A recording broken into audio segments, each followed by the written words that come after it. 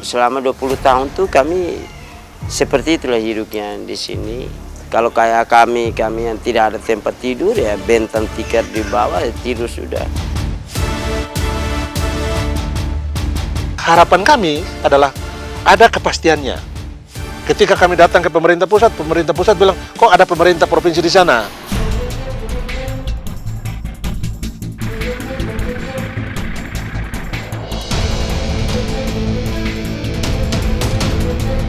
Kalau Pulau Kera itu sebenarnya itu pulau tanpa penghuni. Tidak boleh ada penghuni di situ pulau itu. Kalaupun tanah Pulau Kera ini adalah pengusaha, maka kita harus ketuk palu ke tanah pengusaha.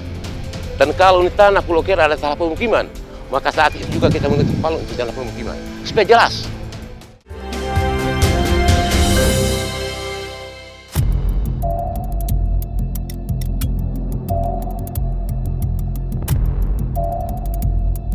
Hasil jejak pendapat rakyat Timor Timur tanggal 30 Oktober tahun 1999 membuat Indonesia kehilangan provinsi termudanya yang pada tahun 2002 resmi menjadi negara baru Timor Leste. Ratusan ribu penduduk Timor Timur yang pro NKRI terpaksa hengkang dari tanah kelahirannya. Sebagian besar memilih menetap di Provinsi NTT yang berbatasan langsung dengan Timor Leste. Termasuk di desa Noel Baki, Kecamatan Kupang Tengah, Nusa Tenggara Timur.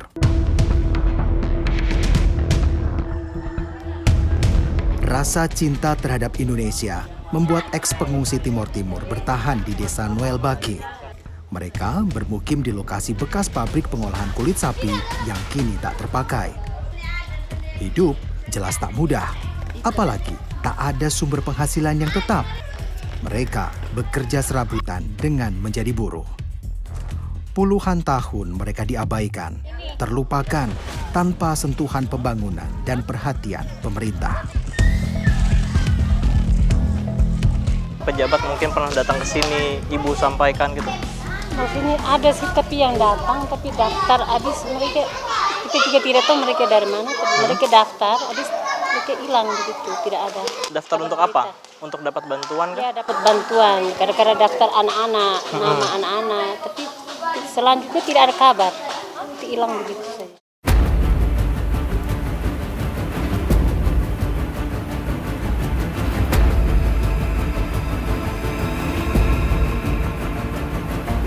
Hidup berhimpitan tanpa sanitasi yang memadai di lingkungan yang kurang baik tentunya berdampak negatif pada kesehatan warga. Sementara untuk berobat ke dokter, mereka tak punya biaya. Tak aneh jika menderita sakit, warga eks-pengungsi Timor Timur hanya berdiam diri saja di rumah. Kebetulan hari ini ambulans datang dari puskesmas terdekat yang memang tempat biasa mereka berobat.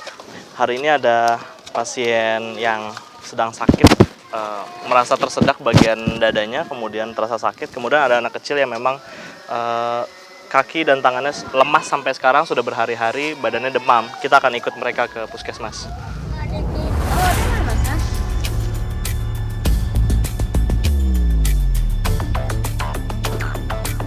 April adalah anak laki-laki usia 11 tahun. Fisiknya nampak lemah, terlalu kecil jika dibandingkan dengan anak-anak seusianya. Bagian tangan dan kaki April sudah sejak lama terasa sakit. Mama, ini yang dirasakan April hari ini apa? Kepala sakit. Perut juga. Ini sudah berapa hari demam dia? 3 hari. 3 hari. Mama sudah kasih obat apa? Dari babi yang pertama paracetamol. Paracetamol. Lalu masih terus ya sampai sekarang.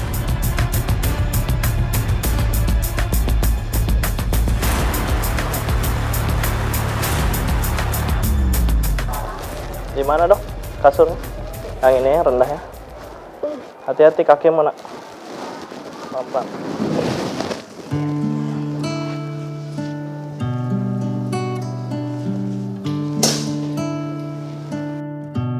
Dokter kemudian memeriksa April yang sudah 3 hari ini demam tinggi. April diduga menderita radang tenggorokan. April lalu ditimbang. Bobotnya ternyata tak sebanding dengan usianya, hanya 15 kg saja. Kondisi fisiknya pun lemah. April nyaris tak bisa menjejakkan kakinya sendiri, sulit menggerakkan tangan dan kaki. April seharusnya sudah sejak lama mendapat perawatan dokter. Namun karena keterbatasan biaya, Delvina dan suaminya tak bisa berbuat apa-apa. Lingkungannya sangat prihatin, rumahnya tidak layak huni, terus kemudian lingkungannya juga tidak terlalu terawat ya, sehingga kami juga tadi sudah menginformasikan ke bidan desa supaya setiap kali ke posyandu jangan putus-putus menginformasikan supaya PHBS itu selalu diperhatikan di lingkungan rumah masing-masing. Kondisi permukiman di bekas pabrik pengolahan kulit memang memprihatinkan. Tapi mau bagaimana lagi? Warga eks Timor Timur di Desa Noel Baki tak punya banyak pilihan. Pak, ini kan tadi kita lihat ada dapat rujukan seharusnya ya. Tapi tidak jadi karena Bapak belum punya kartu BPJS, belum punya KIS itu. Kira-kira kapan mau Bapak urus itu? Saya cari uang sedikit, nanti saya dapat baru saya urus. Jika April terserang virus polio, maka ada kemungkinan anggota keluarga lainnya ikut tertular. Tempat tinggal dengan sanitasi yang buruk bisa memicu penyebaran virus dengan lebih cepat. Ketika turun hujan, muncul genangan air di mana-mana. Air bahkan masuk sampai ke dalam tempat tinggal mereka. Selama 20 tahun tuh kami seperti itulah hidupnya di sini. Maka banyak yang ada teman yang lain punya tempat tidur, ada kamar. Kalau ada tempat tidur berarti mereka tidur di atas, tapi di bawah basah juga. Kalau kayak kami yang tidak ada tempat tidur ya bentang tikar di bawah ya tidur sudah. Besoknya kalau buka tikernya itu basah semua di bawahnya. Untuk kebutuhan mandi, cuci, kakus, warga eks Timor Timur membangun fasilitas MCK seadanya dengan menggunakan seng dan kayu bekas sebagai penutupnya.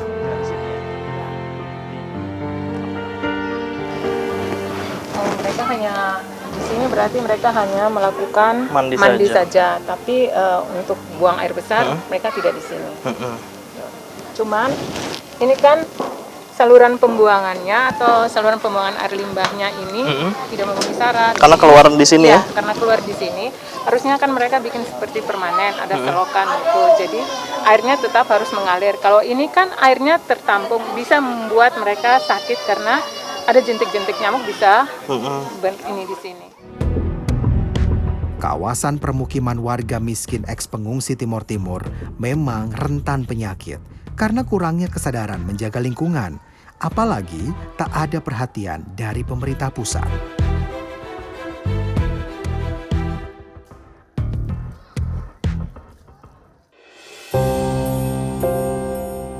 Untuk sekedar bisa makan, warga bertanam jagung di lahan depan pabrik. Ada seluas 250 meter lahan yang bisa dimanfaatkan. Pemilik pabrik berbaik hati memberikan lahan untuk tinggal dan bercocok tanam agar warga eks pengungsi Timor Timur tetap bisa melanjutkan hidup. Aslinya karena saya yang kerja, saya yang makan. Jadi siapapun yang tanam boleh, asalkan diurus sendiri-sendiri gitu. Selama hampir 21 tahun, sekitar 23 kepala keluarga eks pengungsi Timor Timur tinggal di lokasi yang tak layak. Pemerintah sampai sekarang belum juga merelokasi mereka ke tempat yang lebih baik. Padahal, kecintaan mereka terhadap Indonesia tak diragukan lagi.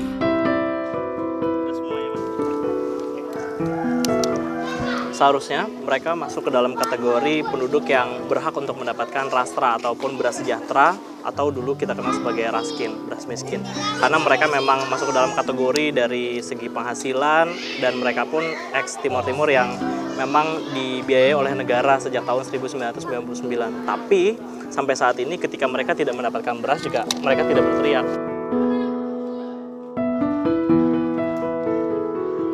Terusir dari tanah kelahiran dengan segala masalah yang menyertainya, membuat ex-warga Timor Timur di Desa Noel Baki memiliki rasa kebersamaan yang kuat. Mereka selalu berbagi agar warga yang tak punya penghasilan atau pekerjaan tetap bisa makan. Mau dibilang sulit ya sulit sekali, tapi karena kita tidak punya lahan untuk kita garap, jadi kita mau dapat ini susah. Kecuali kita pergi bantu orang lokal sini, baru kita bisa dapat. Orang tanam sawah, ada ikut, kita bisa dapat. Tapi kalau dari penghasilan mama cukup untuk beli makan sehari-hari? Mama, bapak, anak gitu? Ya, satu hari mungkin 2 kali bisa. Tapi besoknya belum tahu? Belum tahu untuk besoknya.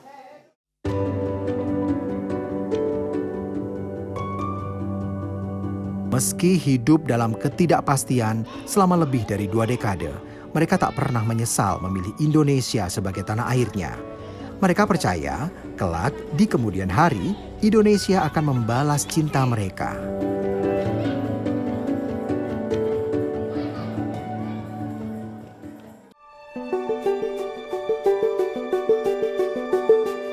Kebanyakan dari warga eks-pengungsi Timor Timur di Desa Noel Baki hanya lulusan sekolah dasar. Mereka tak memiliki keahlian khusus. Mencari kerja tentu saja menjadi sulit. Kaum perempuan membantu perekonomian keluarga dengan berjualan sayuran, terutama kangkung. Mereka membeli kangkung langsung dari kebun milik warga setempat. Satu bedeng hasilnya bisa mencapai 15-30 kg kangkung. Mereka membayar Rp50.000.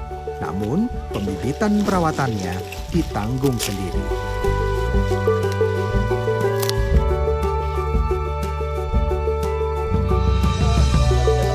Licin. Berapa kilo ini, mah? Berat ternyata. Jadi kita lagi-lagi nggak boleh meremehkan pekerjaan para perempuan, karena yang mama bawa ini 3 kalinya saya, bisa 10-15 kilo. Sementara saya sepertiganya mungkin.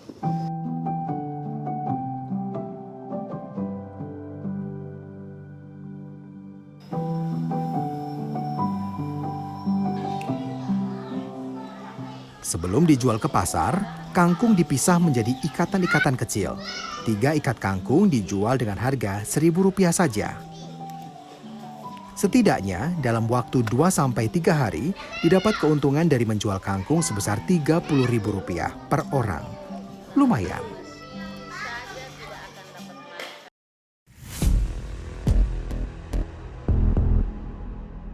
Tempat yang disebut rumah bagi warga eks-pengungsi Timor Timur di Desa Noel Baki adalah lahan seluas 6 x 4 meter persegi di bekas pabrik pengolahan kulit.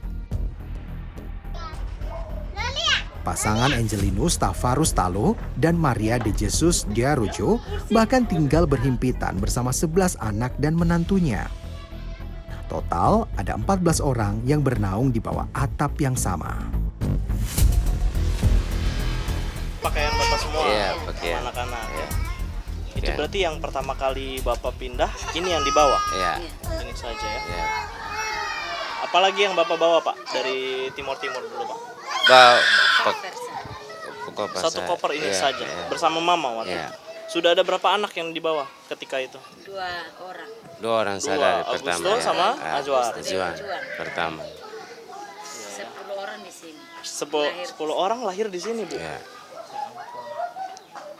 Kita lihat ruangan lainnya, ada lagi? ada. Ada lagi.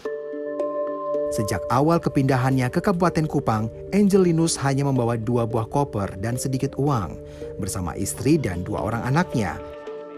Kini, ia harus berbagi ruang bahkan dengan anak pertama yang telah menikah.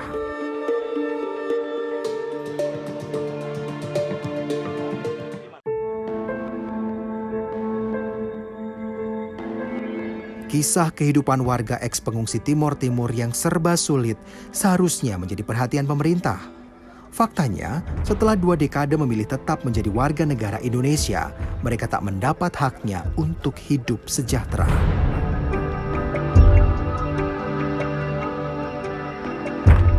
Harapan kami adalah ada kepastiannya. Cuma harapan ini ketika kami kami ngomong, kami sampaikan ke pemerintah provinsi misalnya, pemerintah provinsi mengatakan bahwa, oh kami ini provinsi yang miskin, kami harus urus lagi saudara-saudara yang susah. Atau kemudian nanti dia bilang, oh ini urusan pemerintah pusat, bukan urusan kami. Ketika kami datang ke pemerintah pusat bilang, kok ada pemerintah provinsi di sana? Nah, tapi ada juga yang bilang tidak, ini harus sampai di keputusan itu harus di presiden. Tapi selama mulai dari 99 kami ada di sini sampai dengan hari ini sudah berapa kali surat audiensi yang kami sampaikan kepada presiden. Setiap rezim agar itu, Pak? Setiap rezim.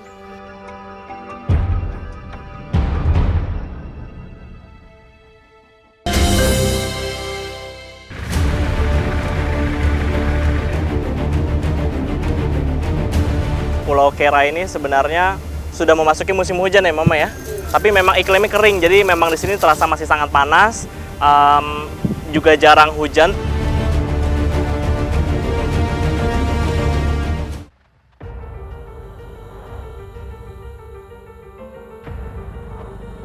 Indonesia Timur memiliki potensi kekayaan alam yang luar biasa. Sayang, belum bisa dimanfaatkan untuk mensejahterakan seluruh penduduknya. Bayangkan saja, masih ada sekitar 1,1 juta penduduk miskin di Provinsi Nusa Tenggara Timur. Sebagian bahkan bermukim tak jauh dari kota Kupang, tinggal di Pulau Kera. Pulau indah yang termasuk destinasi wisata andalan Nusa Tenggara Timur.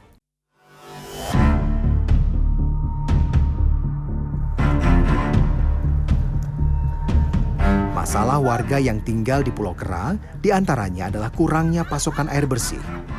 Tak aneh jika setiap pagi mereka pergi berperahu menyeberang ke kawasan pantai di dekat pangkalan pendaratan ikan Oeba, Kota Kupang, untuk membeli air bersih.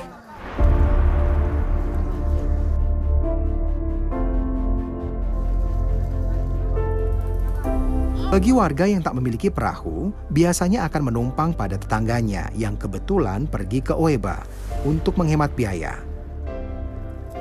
Mereka juga membeli pakaian dan bahan makanan.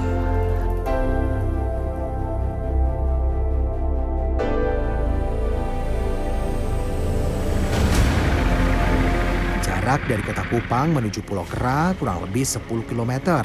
Kira-kira 45 menit perjalanan laut dengan perahu.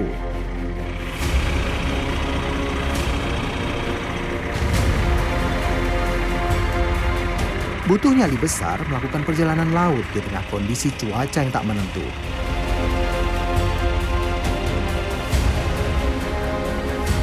Jika tidak terpaksa, warga Pulau Kera lebih memilih untuk tinggal saja di rumah.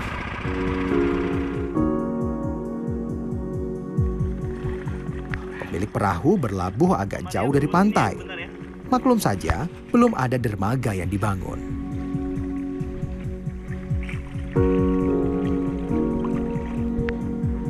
Para penumpang perahu membawa seluruh barang bawaan langsung ke rumah masing-masing.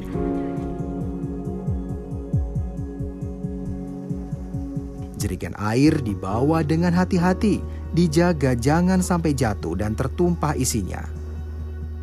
Maklum saja, air teramat berharga bagi warga Pulau Kera.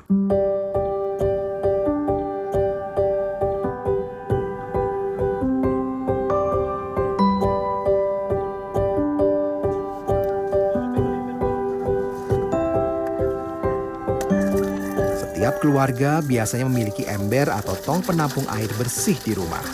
Penggunaan airnya diatur sehemat mungkin. Air yang kami bawa dari Oeba setidaknya bisa untuk kebutuhan sepekan ke depan.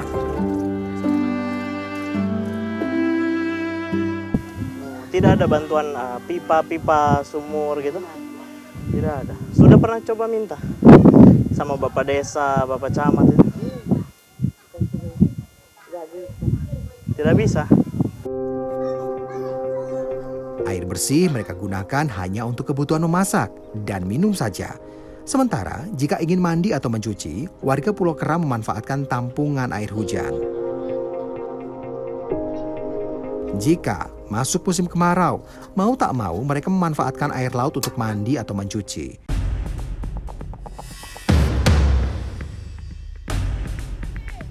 Sebenarnya ada 3 sumur yang dibangun warga. Sayang, airnya payau, terasa asin. Kenapa sepertinya tidak ada perhatian gitu? Apa saja sulit di sini? Iya. Kenapa itu?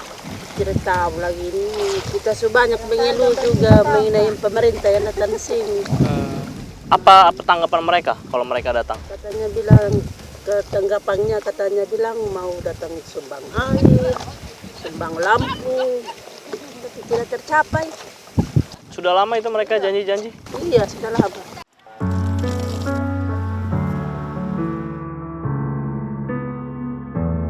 % mata pencaharian warga Pulau Kera adalah nelayan. Laut Sulamu menyediakan beragam jenis ikan untuk mereka tangkap. Tak aneh jika warga Pulau Kera rata-rata piawai mencari ikan.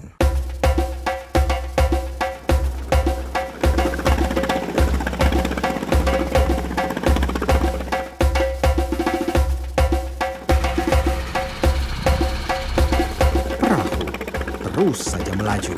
Sementara Boy dan Jadung berulang kali menarik dan mengulur tali pancing, mengincar ikan-ikan besar. Hujan badai tak pernah membuat mereka takut.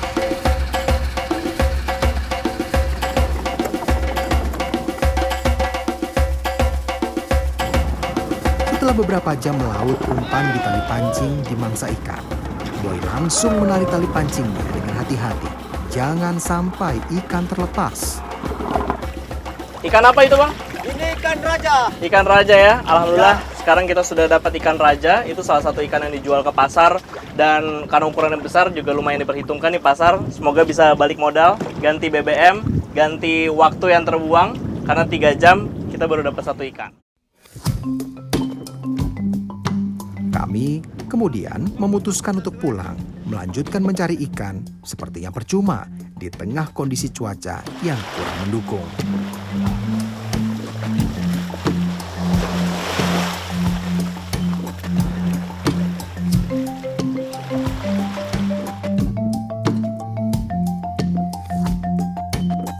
Setiap 3 hari sekali, Jadung mengambil ikan dalam kotak penyimpanan miliknya untuk dijual. Agar awet, ikan disimpan bersama balok-balok es yang Jadung beli dari Kota Kupang. Ada sekitar 25 kg ikan yang akan kami bawa. Beberapa orang warga nampaknya memiliki tujuan yang sama, pergi dengan perahu ke Kota Kupang.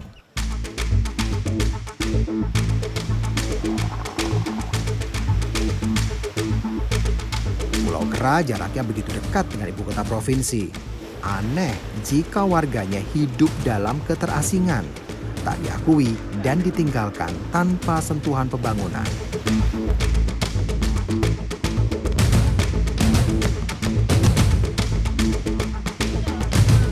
Sesampainya di pantai, kami langsung menurunkan ikan yang hendak dijual di pangkalan pendaratan ikan Oeba. Jadung lalu mencari lokasi yang strategis untuk menarik perhatian para pembeli ikan. Pembeli yang datang langsung menawar ikan milik Jadung. Sayang, harga yang ditawarkan terlalu murah. Jadung terpaksa menolak.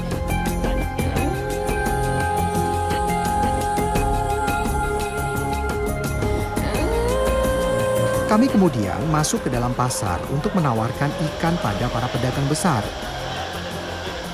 Namun hasilnya belum sesuai harapan.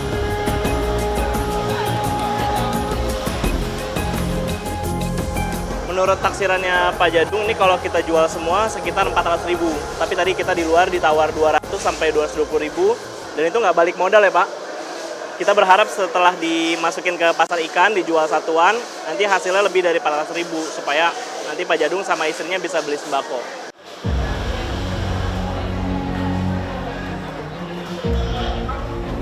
Beruntung, akhirnya ada seorang pengepul ikan yang tertarik membeli ikan milik Jadung. Harganya memang tak sesuai dengan apa yang diinginkan.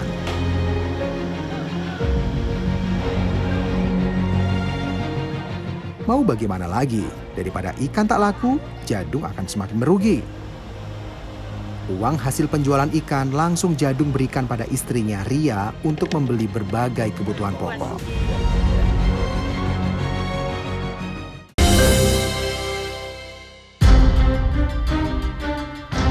Kalaupun tanah Pulau Kera ini adalah pengusaha, maka kita harus ketuk palu tanah pengusaha.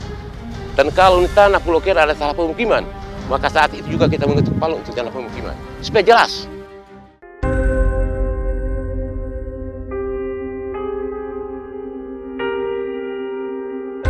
Pulau Kera memiliki luas sekitar 48 hektar. Pulau yang cantik berpasir putih dengan laut nan jernih, menyejukkan mata. Pulau Kera dikenal tak berpenghuni. Nyatanya, ada ratusan rumah sederhana milik warga. Setiap keluarga baru di Pulau Kera, tak ada lagi yang berani membangun rumah.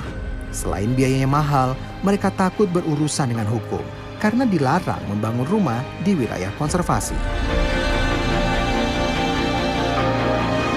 Ini berarti Ibu ikut pemilu waktu Bupati kemarin? Ikut ya?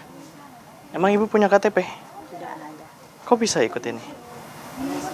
Separuh juga kita sudah urus juga Pak KTP, tapi belum tahu. Ibu sudah pernah daftar gitu? Ya, sudah.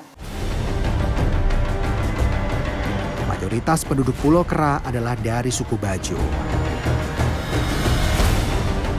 Mereka sudah puluhan tahun menetap di Pulau Kera.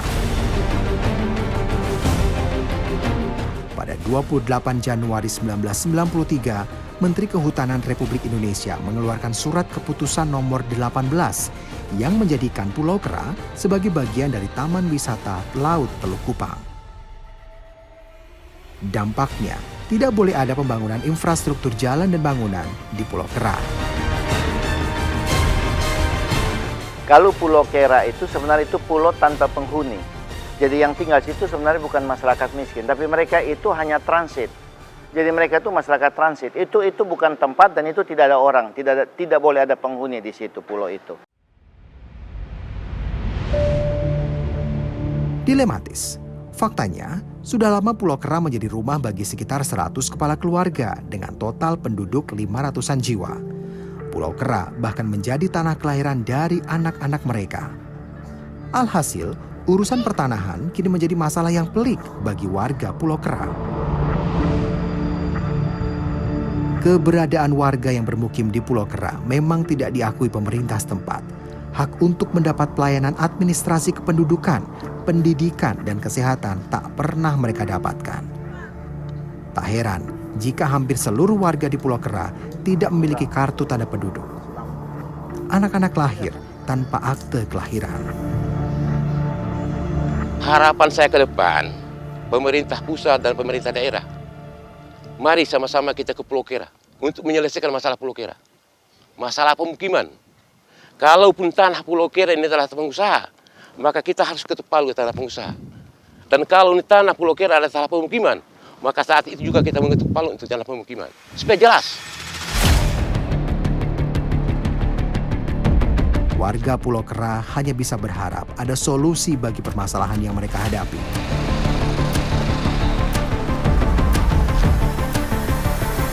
Jangan biarkan mereka terus hidup dalam kekhawatiran, terasing di negeri sendiri, tanpa uluran tangan pihak yang berwenang.